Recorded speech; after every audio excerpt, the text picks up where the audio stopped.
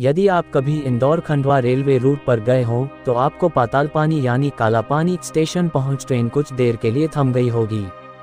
आपको चौंकना वाजिब है। ऐसा क्यों? क्योंकि ट्रेन का रुकना दरअसल किसी वीर को सलामी देना होता है। ये सलामी उस दिवंगत आत्मा को दी जाती है जिसे अंग्रेजी ने इंडियन रॉबिन हुड कहते थे। चलिए आज आपको उस जानबाज गरीबों के मसीहा की कहानी बताते हैं। तब देश पर ईस्ट इंडिया कंपनी पूरी तरह कब्जा कर चुकी थी। मुगल दरबार का अंत हो रहा था। पुलिस भी अंग्रेज अफसरों के इशारे पर नाचती थी। उसी दौर में 1840 के आसपास मध्य प्रदेश के खंडवा में एक आदिवासी भील परिवार में एक शिशु का जन्म हुआ जिसका नाम टंडरा भील रखा गया था। वो बचपन से ही सामाजिक कार्यों में रुचि लेने लगा। हर प्रकार की असमानता से उसे चिढ़ थी। इस कारण से वो आक्रोशित भी हो जाता। यही सबब रहा कि उसके विरोधियों ने उसका नाम टंटिया रख दिया था, जिसका का शब्दार्थ अर्थ होता है झगड़ा। उसे आदिवासियों की बदहाली बेचैन करती। आर्थिक सेठों के यहाँ डाके डालने शुरू किए। इसका इस्तेमाल उनका गिरोह गरीबों की भूख मिटाने के लिए करता। सबसे अधिक डाके अंग्रेज अफसर के घर डाला करते। गरीबों पर अंग्रेजों की शोषण नीति के खिलाफ उसकी आवाज़ लोगों को पसंद आने लगी और वो गरीब आदिवासियों के लिए मसीहा बनकर उभरे। अंग्रेजों ने उन्हें इंडियन रॉबिन हुड कहना आरंभ कर दिया। वहीं तात्या टोपे ने उन्हें गुरिल्ला युद्ध में पारंगत बनाया था।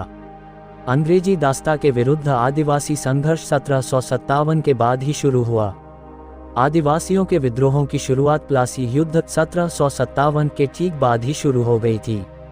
वहीं झारखंड में अंग्रेजी दास्ता के विरुद्ध आदिवासी संघर्ष 1855 में शुरू हुआ था। उसी दौर में सिद्धो कान्हा और फूलो झानू के नाम अग्रणी हैं।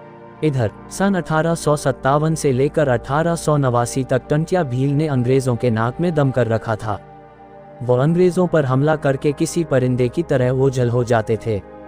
आज़ादी के इस जननायक की वीरता और अदम्य साहस के किस्से आम होने लगे थे। अपनों की दगा से पकड़े गए 4 दिसंबर 1889 को दे दी गई फांसी। अंग्रेज इनकी गुरिल्ले लड़ाई से तंग आ चुके थे। अंग्रेज अधिकारियों ने टंटिया के लोगों को फोड़ना शुरू कर दिया। आखिर एक दिन इसमें उसे कामयाबी मिल गई। अपने लोगों की दगा के वो शिकार हो गया और इस तरह भील जनजाति का हीरो अंग्रेजी पुलिस के हाथों पकड़ लिया गया। 4 दिसंबर 1889 को उन्हें फांसी दे दी गई।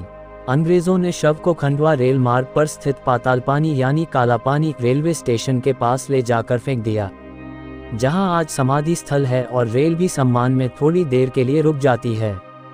आज भी टंटिया मामा की कहानियां किंवदंती के रूप लोकप्रिय है। अपने सामाजिक सेवाओं और देशभक्ति के कारण टंटिया आज भी मामा के नाम से जाने जाते हैं। मध्य प्रदेश और छत्तीसगढ़ के आदिवासी घरों में उनकी पूजा की जाती है। कई किंवदंतियां भी प्रचलित हैं, जिसमें कहा जाता है कि उन्हें अलौकिक शक्तियां प्राप्त थीं। वो सभी पशु पक्षियों की भाषाएं समझते थे। टंटिया एक ही समय में 1700 गांवों में सभाएं करते थे। अंग्रेजों की 2000 पुलिस भी उन्हें पकड़ नहीं पाती थी। अंग्रेजों के आंखों के सामने से वो ओझल हो जाते थे। तो ये थी टंटिया मामा की कहानी।